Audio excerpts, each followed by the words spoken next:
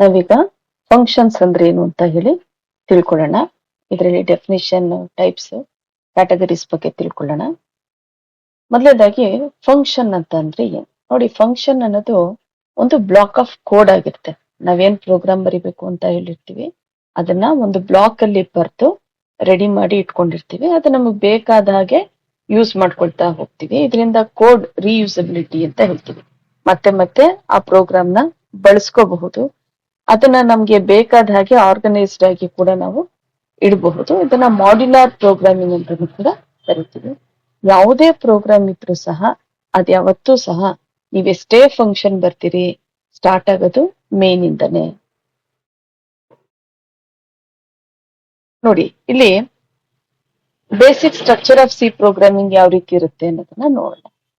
ಮೊದಲನೇದಾಗಿ return type. Return type ಅಲ್ಲಿ ನೀವು ವಾಯ್ಡ್ ಅಂತನಾದ್ರೂ ಬರಿಬಹುದು, ಇಂಟ್, ಫ್ಲೋಟ್, ಯಾವ ಡೇಟಾ ಟೈಪ್ ಬೇಕಾದ್ರೂ ಬರಿಬಹುದು. ಇಲ್ಲಿ ಫಂಕ್ಷನ್ ನೇಮ್ ಅನ್ನ ಬರೀತೀರಾ, ಇಲ್ಲಿ ಪ್ಯಾರಾಮೀಟರ್ಸ್ ನ ಬರೀತೀರಾ, ಇಲ್ಲಿ ನಿಮ್ಗೆ ಏನ್ ಸ್ಟೇಟ್ಮೆಂಟ್ಸ್ ಇದೆ ಆ ಸ್ಟೇಟ್ಮೆಂಟ್ ನ ಬರೆದು ರಿಟರ್ನ್ ಅಂತ ಹೇಳಿದ್ರೆ ವ್ಯಾಲ್ಯೂ ಎಲ್ಲಿಂದ ಕಾಲ್ ಆಗುತ್ತೋ ಅಲ್ಲಿಗೆ ರಿಟರ್ನ್ ಆಗುತ್ತೆ. ಇದು ಒಂದು ಸಿಂಟ್ಯಾಕ್ಸ್ ಇದೆ ಇಲ್ಲಿ. ಅದೇ ಎಕ್ಸಾಂಪಲ್ ನೋಡೋ ಹಾಗಿದ್ರೆ ಇಲ್ಲಿ ಇಂಟ್ ಅಂದ್ರೆ ಇದು ರಿಟರ್ನ್ ಟೈಪ್ ಆಯ್ತು. ಆಡ್ ಅನ್ನೋದು ಫಂಕ್ಷನ್ ನೇಮ್ ಆಯ್ತು. ಇಲ್ಲಿ ಇಂಟ್ ಎ ಇಂಟ್ ಬಿ ಅಂತ ಹೇಳಿದ್ರೆ ಪ್ಯಾರಾಮೀಟರ್ ಲಿಸ್ಟ್ ಆಗಿರುತ್ತೆ. ಆಡ್ ಎ ಪ್ಲಸ್ ಬಿ ಅಂತ ಏನಾದ್ರೂ ಕೊಡ್ಬೋದು, ರಿಟರ್ನ್ ಎ ಪ್ಲಸ್ ಬಿ, ವ್ಯಾಲ್ಯೂನ ಆಡ್ ಮಾಡ್ಬಿಟ್ಟು ನಂತರ ರಿಟರ್ನ್ ಮಾಡು ಅಂತ ಅರ್ಥ. Types of functions in C ನಲ್ಲಿ ಯಾವ್ಯಾವ ರೀತಿಯಾದಂತಹ ಟೈಪ್ಸ್ ಇದೆ. ಒಂದು ಲೈಬ್ರರಿ ಅಥವಾ ಬಿಲ್ಟ್ ಇನ್ ಫಂಕ್ಷನ್ ಅಂತ ಹೇಳ್ತೀವಿ. ಮತ್ತೊಂದು ಯೂಸರ್ ಡಿಫೈನ್ಡ್ ಫಂಕ್ಷನ್ಸ್ ಅಂತ ಹೇಳ್ತೀವಿ. ಲೈಬ್ರರಿ ಫಂಕ್ಷನ್ಸ್ ಅಂತ ಹೇಳಿದ್ರೆ ಆಲ್ರೆಡಿ ಈ ಫಂಕ್ಷನ್ ಅನ್ನ ಹೆಡರ್ ಫೈಲ್ ಗಳಲ್ಲಿ ಬರ್ದಿರ್ತಾರೆ. ಹೆಡರ್ ಫೈಲ್ ಅಂದ್ರೆ ಯಾವುದು? ಫಾರ್ ಎಕ್ಸಾಂಪಲ್ stdio.h ಅಲ್ಲಿ ಪ್ರಿಂಟ್ ಆಫ್ ಮತ್ತೆ ಸ್ಕ್ಯಾನ್ ಎಫ್ ಅನ್ನೋ ಫಂಕ್ಷನ್ಸ್ ಆಲ್ರೆಡಿ ಬರ್ತಿರೋದ್ರಿಂದ ನಾವ್ ಇದನ್ನ ಬರ್ದಾಗ ಈಸಿಯಾಗಿ ಇದನ್ನ ಯೂಸ್ ಮಾಡ್ತೀವಿ. ಹಾಗೆ stdio.h ನ ನಾವು ಇನ್ಕ್ಲೂಡ್ ಕೂಡ ಮಾಡ್ಕೋತೀವಿ.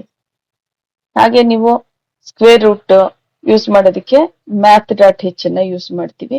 ಸ್ಟ್ರಿಂಗ್ ಸಂಬಂಧಪಟ್ಟಂತಹ ಫಂಕ್ಷನ್ ಬಳಸಬೇಕು ಅಂದ್ರೆ string.h ಅಂತ ಹೇಳ್ತೀವಿ. ಸ್ಟ್ರಿಂಗ್ ಲೆಂತ್ ಅನ್ನ ಕೊಡ್ತೀರಾ. ಸೊ ಇದನ್ನ ನಾವು ಹೆಡರ್ ಫೈಲ್ ಗಳನ್ನ ಬಳಸ್ಕೊಂಡು ನಮಗೆ ಬೇಕಾಗಿರುವಂತಹ ಫಂಕ್ಷನ್ಸ್ ನ ನಾವು ಯೂಸ್ ಮಾಡಬಹುದು. ಸಾಕಷ್ಟು ಹೆಡರ್ ಫೈಲ್ಸ್ ಗಳಿದೆ, ಸಾಕಷ್ಟು ಬಿಲ್ಟ್ ಇನ್ ಫಂಕ್ಷನ್ ಗಳ ಲಿಸ್ಟ್ ಇದೆ. ಅದನ್ನ ತಿಳ್ಕೊಂಡು ನೀವು ಯೂಸ್ ಮಾಡಬಹುದು. ಇದನ್ನ ನಾವು ಬಿಲ್ಟ್ ಇನ್ ಅಥವಾ ಲೈಬ್ರರಿ ಫಂಕ್ಷನ್ಸ್ ಅಂತ ಹೇಳಿ ಕರಿತೀವಿ.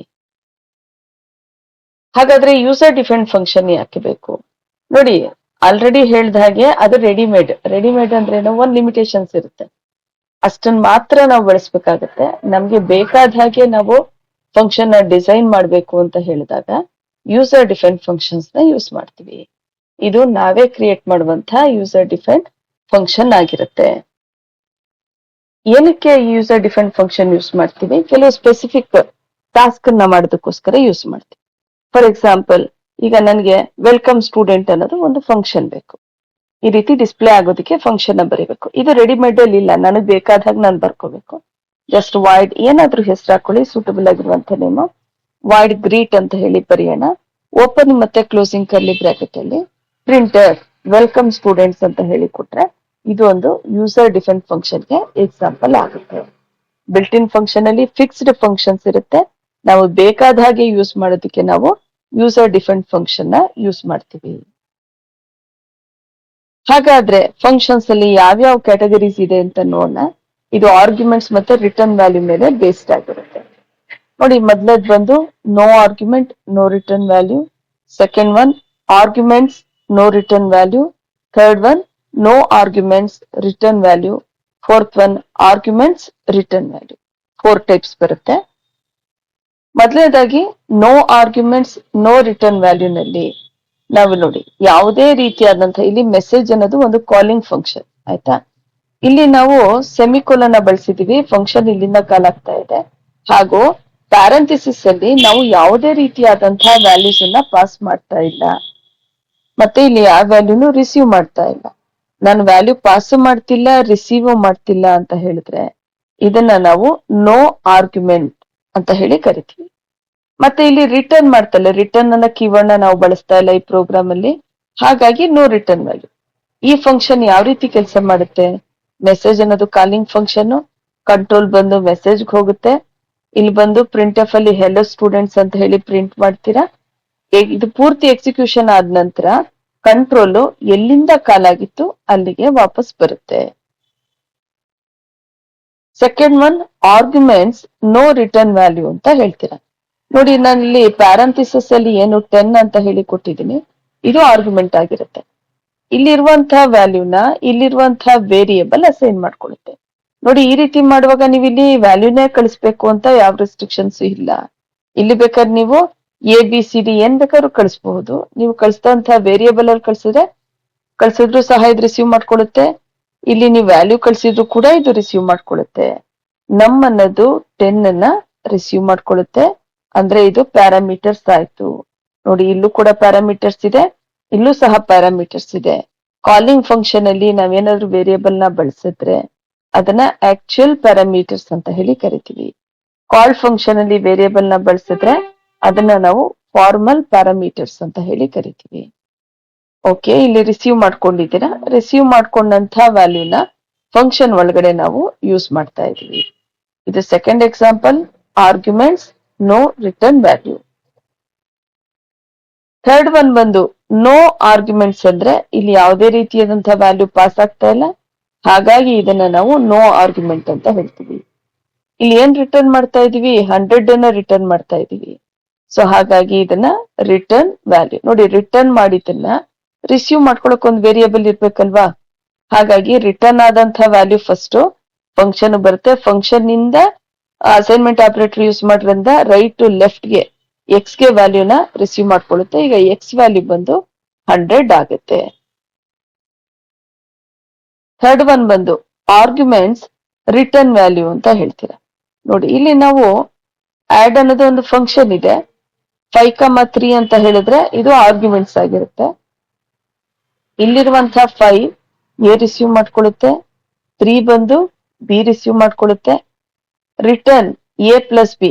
ನೋಡಿ, ಒಂದು ಗಮನಿಸಿ, ನಾನು ರಿಟರ್ನ್ ಮಾಡುವಾಗ ಇಂಟೀಜರ್ ಮತ್ತೆ ಇಂಟೀಜರ್ ಎರಡೂ ಸಹ ಆಡ್ ಮಾಡ್ತಾ ಇದ್ದೀನಿ. ಎರಡು ಇಂಟೀಜರ್ ಆಗಿರೋದ್ರಿಂದ ರಿಟರ್ನ್ ಟೈಪ್ ಏನಾಗುತ್ತೆ? ಇಂಟೀಜರೇ ಆಗಿರುತ್ತೆ. ಇಲ್ಲೂ ಕೂಡ ಆಡ್ ಹಿಂದೆ ಇಂಟ್ ಅಂತ ಹೇಳಿ ಬರಿತೀವಿ. ಒಂದು ವೇಳೆ ಎ ಮತ್ತೆ ಬಿ ಏನಾದ್ರೂ ಫ್ಲೋಟ್ ಆಗಿದ್ರೆ ರಿಟರ್ನ್ ಟೈಪ್ ನೀವು ಫ್ಲೋಟ್ ಅಂತ ಬರೀತೀರಾ. A+B ರಿಟರ್ನ್ ಆಗೋ, ಓಕೆ, ರಿಟರ್ನ್ ಆದಂತಹ ವ್ಯಾಲ್ಯೂ ಆಡ್ ಬಂತು, ಆಡ್ ಇಂದ ಅದು ರಿಸಲ್ಟ್ ಗೆ ಅಸೈನ್ ಆಗುತ್ತೆ. ಹೀಗಾಗಿ ಇದನ್ನ ನಾವೇನಂತ ಹೇಳ್ತೀವಿ? ಆರ್ಗ್ಯುಮೆಂಟ್ಸ್. 5 3 ಆರ್ಗ್ಯುಮೆಂಟ್ಸ್ ಆಗಿರುತ್ತೆ. AB ರಿಸೀವ್ ಮಾಡ್ಕೊಳ್ತಾ ಇದೆ, A+B ಅಂದ್ರೆ ಆಡ್ ಆದ ನಂತರ ಇದನ್ನ ರಿಟರ್ನ್ ಮಾಡ್ತಾ ಇದೀವಿ. Advantage of functions. ಏನೇನ್ ಅಡ್ವಾಂಟೇಜ್ ಇದೆ ನೋಡಿ. ಫಂಕ್ಷನ್ ಬರೆಯೋದ್ರಿಂದ code reusability, modularity, easy debugging, better program structure, easy maintenance. ನೀವು ಒಂದು ಬಾರಿ ನೀವು ಫಂಕ್ಷನ್ ನ ಬರ್ಕೊಂಡು ಎಷ್ಟು ಬಾರಿ ಬೇಕಾದ್ರೂ ಅದನ್ನ ನೀವು ಕಾಲ್ ಮಾಡಬಹುದು. ಮಾಡ್ಯುಲರ್ ಆಗಿ ಇದನ್ನ ಇಟ್ಕೋಬಹುದು. ಮತ್ತೆ ಡಿಬಗ್ಗಿಂಗ್ ಈಸಿ ಅಂತ ಯಾಕೆ ಹೇಳ್ತೀವಿ ಅಂದ್ರೆ, ಒಂದು ಸಲ ನೀವು ಪ್ರೋಗ್ರಾಮ್ ಬರೆಯುವಾಗ ಕರೆಕ್ಟ್ ಆಗಿ ಬರ್ತಿದ್ರೆ ಸೊ ಅದನ್ನ ಪದೇ ಪದೇ ಯೂಸ್ ಮಾಡ್ತೀವಿ. ನಾವು ಪದೇ ಪದೇ ಅದೇ ಕೋಡ್ ನ, ಬ್ಲಾಕ್ ಆಫ್ ಕೋಡ್ ನ ಫಂಕ್ಷನ್ ಬಳಸ್ತೆ ಮತ್ತೆ ಮತ್ತೆ ಬರಿತಾ ಇದ್ರೆ ಅಲ್ಲಿ ನಾವು ಮಿಸ್ಟೇಕ್ ಮಾಡುವಂತಹ ಚಾನ್ಸಸ್ ಇದೆ, ಎರರ್ ಆಗುವಂತಹ ಚಾನ್ಸಸ್ ಇದೆ. ಸೊ ಹಾಗಾಗಿ ಎರರ್ ನ ಡಿಬಗ್ ಮಾಡೋದು ಇಲ್ಲಿ ಈಸಿ ಆಗಿರುತ್ತೆ. ಮತ್ತೆ ಒಂದು ಸ್ಟ್ರಕ್ಚರ್ಡ್ ಆಗಿ ನಮ್ ಪ್ರೋಗ್ರಾಮ್ ಇರುತ್ತೆ, ಮೇಂಟೈನ್ ಮಾಡೋದು ಕೂಡ ಇದು ಈಸಿ ಆಗಿರುತ್ತೆ. ಇವಿಷ್ಟು ಕೂಡ ಅಡ್ವಾಂಟೇಜ್ ಆಫ್ ಫಂಕ್ಷನ್ಸ್. ಫಂಕ್ಷನ್ಗೆ ಒಂದು ರಿಯಲ್ ಟೈಮ್ ಎಕ್ಸಾಂಪಲ್ ನ ನಾವು ತಗೊಂಡ್ರೆ, ಈಗ ಬ್ಯಾಂಕಿಂಗ್ ಸಿಸ್ಟಮ್ ತಗೊಳ್ಳೋಣ. ಈಗ ನಾನು ಒಂದ್ ಬ್ಯಾಂಕ್ ಅಲ್ಲಿ ಅಮೌಂಟ್ ನ ಡೆಪಾಸಿಟ್ ಮಾಡ್ತೀನಿ ಅಂದ್ರೆ ಡೆಪಾಸಿಟ್ ಅಂತ ಫಂಕ್ಷನ್ ಕಾಲ್ ಮಾಡೋಣ. ಫ್ಲೋಟ್ ಅಮೌಂಟ್ ನ ಆರ್ಗ್ಯುಮೆಂಟ್ ಆಗಿ ಕಳ್ಸೋಣ. ವಿತ್ಡ್ರಾ ಮಾಡ್ತೀವಿ ಅಂತ ಹೇಳಿದ್ರೆ ಇಲ್ಲಿ ಬಂದು ವಿತ್ಡ್ರಾ ಫಂಕ್ಷನ್ ಕಾಲ್ ಮಾಡೋಣ. ಅಲ್ಲಿ ಅಮೌಂಟ್ ನ ಹೇಳೋಣ, ಎಷ್ಟು ಅಮೌಂಟ್ ನ ನಾವು ವಿತ್ಡ್ರಾ ಮಾಡ್ತಾ ಇದೀವಿ. ನೋಡಿ, ಚೆಕ್ ಬ್ಯಾಲೆನ್ಸ್ ಗೆ ನಾವು ಯಾವುದೇ ರೀತಿಯಾದಂತಹ ಪ್ಯಾರಾಮೀಟರ್ ನ ಹಾಕಿಲ್ಲ ಅಂತ ಹೇಳಿದ್ರೆ ಅಲ್ಲಿ ನೋ ಆರ್ಗ್ಯುಮೆಂಟ್. ಬ್ಯಾಲೆನ್ಸ್ ಚೆಕ್ ಮಾಡಕ್ಕೆ ಯಾಕೆ ಪ್ಯಾರಾಮೀಟರ್ ಹಾಕ್ಬೇಕು? ಹಾಗಾಗಿ ವಿತೌಟ್ ಆರ್ಗ್ಯುಮೆಂಟ್ ಇಲ್ಲಿ ಕೊಟ್ಟಿದೀವಿ. ಪ್ರತಿಯೊಂದು ಆಪರೇಷನ್ ಸಪರೇಟ್ ಫಂಕ್ಷನ್ ಅಲ್ಲಿ ಹ್ಯಾಂಡಲ್ ಮಾಡ್ತೀವಿ. ಓವರ್ ಆಲ್ ಆಗಿ ನಾವು ಸಮ್ಮರಿಯನ್ನ ಹೇಳ್ಬೇಕು ಅಂತ ಹೇಳಿದ್ರೆ, ಇದು ಫಂಕ್ಷನ್ ಅಂತ ಹೇಳಿದ್ರೆ ಇದು ರೀಯೂಸಬಲ್ ಬ್ಲಾಕ್ ಆಫ್ ಕೋಡ್. ಅಂದ್ರೆ ಮತ್ತೆ ಮತ್ತೆ ಇದನ್ನ ಯೂಸ್ ಮಾಡಬಹುದು. ಇದರಲ್ಲಿ ಎರಡು ರೀತಿ ಬರುತ್ತೆ, ಒಂದು ಲೈಬ್ರರಿ ಇರುತ್ತೆ, ಮತ್ತೊಂದು ಯೂಸರ್ ಡಿಫೈನ್ಡ್ ಬರುತ್ತೆ. ಮತ್ತೆ ಇಲ್ಲಿ 4 ಕ್ಯಾಟಗರೀಸ್ ಆಫ್ ಫಂಕ್ಷನ್ ನೀವು ನೋಡ್ತೀರಾ. ಸೊ ಫಂಕ್ಷನ್ ನಮ್ ಏನ್ ಪ್ರೋಗ್ರಾಮಿಂಗ್ ಸ್ಟ್ರಕ್ಚರ್ ಇದೆ ಅದು ಎಫಿಷಿಯನ್ಸ್ ನ ಇಂಪ್ರೂವ್ ಮಾಡುತ್ತೆ. ಸೊ ನಿಮ್ಗೆಲ್ಲರಿಗೂ ಕೂಡ ನಮ್ಮ ಈ ಯೂಟ್ಯೂಬ್ ಇಷ್ಟ ಆಗಿದ್ರೆ, ನಮ್ ಕ್ಲಾಸಸ್ ನಿಮ್ಗೆ ಇಷ್ಟ ಆಗಿದ್ರೆ ದಯವಿಟ್ಟು ಸಬ್ಸ್ಕ್ರೈಬ್ ಮಾಡಿ, ಲೈಕ್ ಮಾಡಿ, ಕಮೆಂಟ್ ಮಾಡಿ, ಮತ್ತೆ ನಿಮ್ಮ ಸ್ನೇಹಿತರಿಗೂ ಸಹ ಇದನ್ನ ಶೇರ್ ಮಾಡಿ. ಇನ್ನ ಹೆಚ್ಚಿನ ಯೂಸ್ಫುಲ್ ಆಗುವಂತಹ ಇನ್ಫಾರ್ಮೇಶನ್ ಇರುವಂತಹ ವಿಡಿಯೋಸ್ಗಳು ನಿಮ್ಗೆ ಸಿಗುತ್ತೆ.